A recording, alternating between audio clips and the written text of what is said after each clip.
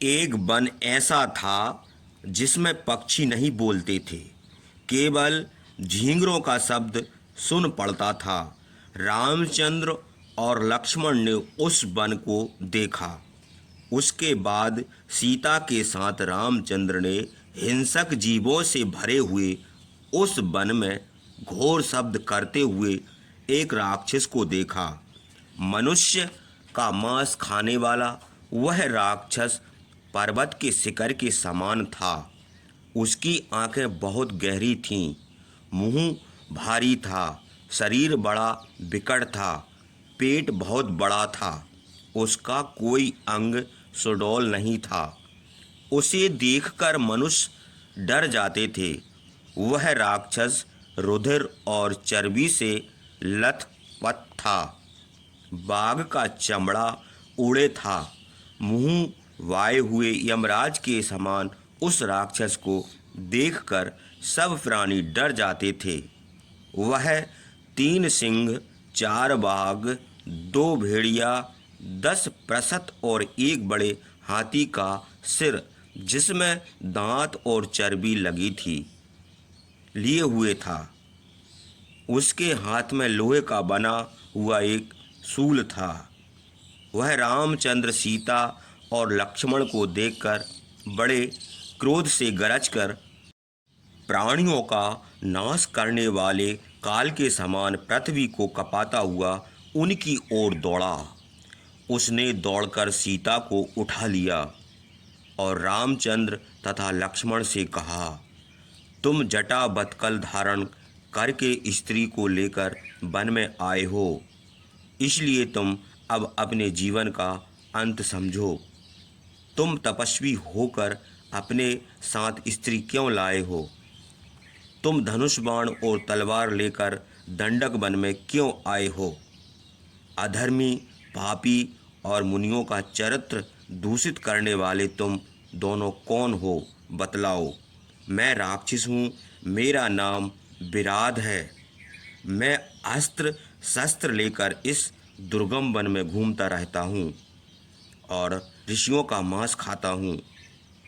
यह सुंदरी स्त्री मेरी भार्या होगी। तुम दोनों बड़े पापी हो। हम युद्ध में तुम्हारा रुधिर पिएंगे। दुरात्मा विराट की यह गर्व की बात सुनकर जनक नंदिनी सीता डर के मारे आंधी में कांपते हुए केला के समान कांपने लगीं। सीता को विराट की गोद में देखकर रामचंद्र ने उदास होकर लक्ष्मण से कहा, सौम्य, देखो, राजा जनक की पुत्री मेरी स्त्री सदाचारिणी सीता को इस राक्षस ने गोद में ले लिया। राजपुत्री ऐश्वनी सीता बड़े सुख में पली है। कैकई ने हम लोगों के लिए जिस मनोरथ से वर मांगा है वह उनका मनोरथ आज सफल हो गया। उनको केवल अपने पुत्र को राज दिलाकर संतोष नहीं हुआ, इसलिए उन्होंने सबके प्रिय होने पर भी मुझे वनवास दिया है। लक्ष्मण, आज मेरी विमाता कैकई का मनोरथ शीघ्र ही सफल हुआ है। मुझे पिता की मृत्यु से और राज छूटने से इतना दुख नहीं हुआ जितना इस समय पर पुरुष द्वारा सीता का स्पर्श होते देखकर हो रहा है। रामचंद्र की यह बात सुनकर लक्ष्मण को बड़ा क्रोध आया। उनकी आंखों में आंसू भर आए। उन्होंने रोके हुए और फुफकारते हुए सांप की तरह लंबी सांस छोड़कर रामचंद्र से कहा, हे रघुनंदन, आप इंद्र के समान सब प्राणियों के स्वामी होकर और मेरे समान सेवक के मौजूद रहते अनाथ की तरह इस प्रकार दुखित क्यों हो रहे हैं? मैं अभी क्रोध होकर इस राक्षस को बाण से मार डालूंगा। इसके मरने पर पृथ्वी इसका रुधिर पिएगी। राज के लोभी भरत पर मुझे जो क्रोध हुआ था उसे मैं अभी इस राक्षस पर उसी प्रकार उतारूंगा जैसे इंद्र पर्वत पर वज्र छोड़ते हैं। मेरे बाहुबल के वेग से शीघ्रगामी विशाल बाण इस राक्षस की छाती पर गिरेगा। यह अभी मर जाएगा और घूमकर पृथ्वी पर गिर पड़ेगा। उसके बाद विराट राक्षस गरज कर बोला, मैं तुमसे पूछता हूँ, तुम कौन हो और कहाँ जाओगे? महातेजस्वी रामचंद्र ने अंगार के समान प्रज्वलित मुख वाले विराट से कहा, हम क्षत्रिय हैं और सदाचारी हैं। इस समय वन में निवास करते हैं। तुम कौन हो? इस दंडक वन में क्यों घूमते हो? हम भी यह जानना चाहते हैं, बतलाओ। विराट ने सत्य पराक्रमी रामचंद्र से कहा, राजन, मैं अपना परिचय देता हूँ, सुनो। मैं जर राक्षस का पुत्र हूँ। मेरी माता का नाम सतहदा है और मुझे पृथ्वी के सब राक्षस विराट कहते हैं। मैंने तपस्या करके ब्रह्मा की कृपा से वर प्राप्त किया है। यतिएव शस्त्र के प्रहार से मैं नहीं मर सकता। मेरे शरीर में घाव भी नहीं हो सकते। इसलिए तुम यदि अपना जीवन चाहते हो तो मुझसे युद्ध करने की इच्छा ना करके इस स्त्री को छोड़कर शीघ्र यहाँ से भाग जाओ। विराट की यह बात सुनकर क्रोध के मारे रामचंद्र की आंखें लाल हो गईं। उन्होंने पापी कुरूप राक्षस से कहा, रे नीच, तुझे धिक्कार है। तेरा यह मनोरथ तुच्छ है। तू निस्संदेह अपनी मौत ढूंढ रहा है। अच्छा, खड़ा रहे, अभी तेरी मौत आती है। मैं तुझे जिंदा ना छोड़ूंगा। यह कहकर रामचंद्र ने शीघ्र धनुष चढ़ाकर और तीक्ष्ण बाण रखकर उस राक्षस पर चलाया। रामचंद्र ने गरुड़ और पवन के समान शीघ्र चलने वाले सुवर्ण पंख 7 बाण मारे। मोर पंख के समान विचित्र और अग्नि के समान चमकीले वे बाण विराट के शरीर में बैठकर रुधिर से लथपथ होकर पृथ्वी पर गिर पड़े। बाणों के लगने पर वह राक्षस बड़ा कुपित हुआ और सीता को छोड़कर हाथ में शूल लेकर रामचंद्र और लक्ष्मण की ओर झपटा। बड़े जोर से गरजकर इंद्रध्वज के समान शूल लेकर मुंह फैलाए हुए यमराज के समान देख पड़ा। राम और लक्ष्मण दोनों भाई यम के समान विराट राक्षस के ऊपर तीक्ष्ण बाणों की वर्षा करने लगे। वह भयानक राक्षस हंसकर खड़ा हो गया। उसने जम्हाई ली और उसके शरीर से सब बाण निकलकर पृथ्वी पर गिर पड़े। वरदान के प्रभाव से रामचंद्र और लक्ष्मण के बाणों से उसकी मृत्यु न हुई। वह शूल लेकर उनकी ओर दौड़ा। वज्र के समान उसका शूल आकाश में चमकता हुआ शस्त्रधारियों में श्रेष्ठ रामचंद्र ने 2 बाण मारकर उसका शूल काट डाला। रामचंद्र के बाण से कटकर विराट का शूल पृथ्वी पर गिर पड़ा। मानो वज्र के प्रहार से मेरु पर्वत का शिखर गिरा हो। तब रामचंद्र और लक्ष्मण दोनों भाई काले सांप के समान खड़ग लेकर बड़ी शीघ्रता से उनकी ओर दौड़े और बड़े जोर से खड़ग से मारने लगे।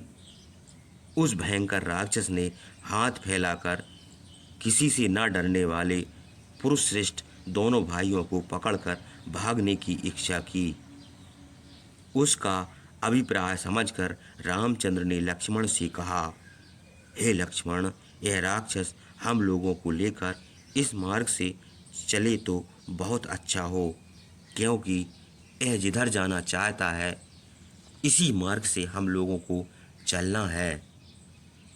पराक्रमी विराट ने बलपूर्वक रामचंद्र और लक्ष्मण को बालकों की तरह उठाकर अपने कंधों पर बैठा लिया और बड़े जोर से गरजकर घने वन की ओर ले भागा। उस वन में अनेक प्रकार के बड़े बड़े वृक्ष थे। अनेक प्रकार के पक्षी, सियार सांप और मृग थे। बादलों के समान उस घने वन में वह राक्षस चला गया। जब रामचंद्र और लक्ष्मण को लेकर वृद्ध राक्षस भागा, तब डर के मारे सीता दोनों हाथ उठाकर ऊंचे स्वर से चिल्लाने लगी। यह भयंकर राक्षस सत्यवादी, शीलवान, पवित्र दशरथ पुत्र रामचंद्र और लक्ष्मण को लेकर भागा जा रहा है। यहाँ मुझे बाघ, चीते या राक्षस खा लेंगे। इस प्रकार चिल्लाकर वे वृद्ध से कहने लगीं, हे राक्षस राज, तुमको नमस्कार है। तुम रामचंद्र और लक्ष्मण को छोड़कर मुझे ले चलो। सीता की यह बात सुनकर वीर रामचंद्र और लक्ष्मण ने उस दुरात्मा राक्षस का वध करने में शीघ्रता की। लक्ष्मण ने बड़ी फुर्ती से उसका बायां हाथ और रामचंद्र ने दाहिना हाथ तोड़ डाला। भुजाएं टूट जाने से बादलों के समान वह राक्षस घबराकर पृथ्वी पर गिरा और मूर्छित हो गया, मानो वज्र के प्रहार से पर्वत गिरा हो। तब रामचंद्र और लक्ष्मण घूंसे और लाते मारकर उसे पृथ्वी पर पटकने लगे, घसीटने और रौंदने लगे।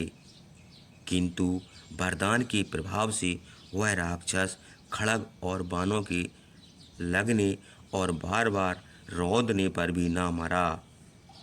भय के समय निर्भय करने वाले श्री रामचंद्र ने पर्वत के समान वृद्ध को किस तरह मरते न देखकर लक्ष्मण से कहा, हे पुरुष श्रेष्ठ, इस राक्षस ने ऐसी तपस्या की है कि जिसके प्रभाव से अस्त्र के प्रहार से नहीं मर सकता। इसलिए पृथ्वी खोदकर इसे गड़ा देना चाहिए। हे लक्ष्मण, अब तुम हाथी के समान इस भयानक राक्षस को गड़ाने के लिए इस वन में एक बड़ा गड्ढा खोदो। लक्ष्मण से यह कहकर महापराक्रमी रामचंद्र वृद्ध की गर्दन पर पैर रखकर खड़े हो गए। रामचंद्र की यह बात सुनकर वह राक्षस बड़ी नम्रता से बोला, हे पुरुष श्रेष्ठ, मैं इंद्रतुल्य आपके पराक्रम से मृतक के समान हो गया हूँ। अज्ञान के कारण मैं पहले आपको नहीं पहचान सका था। हे तात, अब मैं पहचान गया कि आप कौशल्या के पुत्र रामचंद्र हैं। ये महायशस्वी लक्ष्मण और ये सौभाग्यवती सीता हैं। मैं तुम्ब्रू नाम का गंधर्व हूँ। कुबेर के श्राप से राक्षस हो गया हूँ। शाप देने के बाद महायशस्वी कुबेर को प्रसन्न करने के लिए उनकी प्रार्थना करने लगा। तब उन्होंने मुझसे कहा कि जब रामचंद्र तुमको युद्ध में मारेंगे, तब तुम अपना शरीर प्राप्त करके स्वर्ग को आओगे। मैं ठीक समय पर कुबेर की सेवा में नहीं पहुंच सका था। इसी कारण कुपित होकर उन्होंने मुझे शाप दिया था। मैं रंभा नाम की अप्सरा पर आसक्त हो गया था। इसी कारण कुबेर ने मुझे शाप दिया था। अब आपकी कृपा से उस दारुण शाप से मुक्त हो गया हूँ। हे शत्रुनाशन, आपका कल्याण हो। अब मैं अपनी लोक को चाहता हूँ। हे तात, यहाँ से 6 कोस पर सूर्य के समान तेजस्वी, प्रतापवान, धर्मात्मा महर्षि शर्वंग रहते हैं। आप शीघ्र उनके पास जाइए, वे आपका कल्याण करेंगे। हे रामचंद्र, मुझे गड्ढे में तोपकर आप कुशल से जाइए। राक्षसों के मुर्दे गड्ढों में ही तोपे जाते हैं। यह सनातन धर्म है। जो राक्षस मरने पर गड्ढे में तोप दिया जाता है, उसे 6 लोक प्राप्त होते हैं। रामचंद्र से यह कहकर बाण से पीड़ित महाबली वृद्ध शरीर त्याग कर स्वर्ग लोक चला गया। रामचंद्र ने वृद्ध की यह बात सुनकर लक्ष्मण से कहा, हाथी के समान इस भयानक राक्षस को गाड़ने के लिए इस वन में एक बड़ा गड्ढा खोदो। लक्ष्मण को गड्ढा खोदने की आज्ञा देकर महाबली रामचंद्र पैर से बरात का गला दबाकर खड़े हो गए। लक्ष्मण ने फावड़ा लेकर बरात के पास ही एक बड़ा गड्ढा खोदा।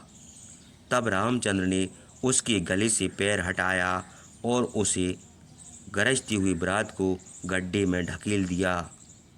युद्ध में सितर रहने वाले महापराक्रमी रामचंद्र और लक्ष्मण दोनों भाइयों ने बड़ी प्रसन्नता से उस भयंकर राक्षस को संग्राम में मारकर इस प्रकार गड्ढे में तोप दिया। सब विषय को जानकर पुरुषश्रेष्ठ रामचंद्र और लक्ष्मण ने तीक्ष्ण बाणों से बरात की मृत्यु न देखकर अपनी बुद्धिमता से उसे गड्ढे में तोप कर मार डाला। रामचंद्र के हाथों से अपनी मृत्यु चाहने वाले बरात ने स्वयं बतला दिया कि शास्त्रों से मेरी मृत्यु नहीं हो सकती। बरात के बतलाने से ही रामचंद्र ने गड्ढे में तोपने का निश्चय किया। गड्ढे में डालते समय महाबली बरात बड़े जोर से गरजा। उसके गरजने का शब्द संपूर्ण वन में फैल गया। बरात गड्ढे में तोपकर रामचंद्र और लक्ष्मण बड़े प्रसन्न हुए। उन्होंने उस गड्ढे को शिला से पाट दिया। इस प्रकार राक्षस को मारकर सोने से मढ़े हुए विचित्र धनुष लिए हुए दोनों भाई सीता के साथ उस वन में विचरण करने लगे, जैसे आकाश में सूर्य और चंद्रमा विचरते हैं। जय श्री राम।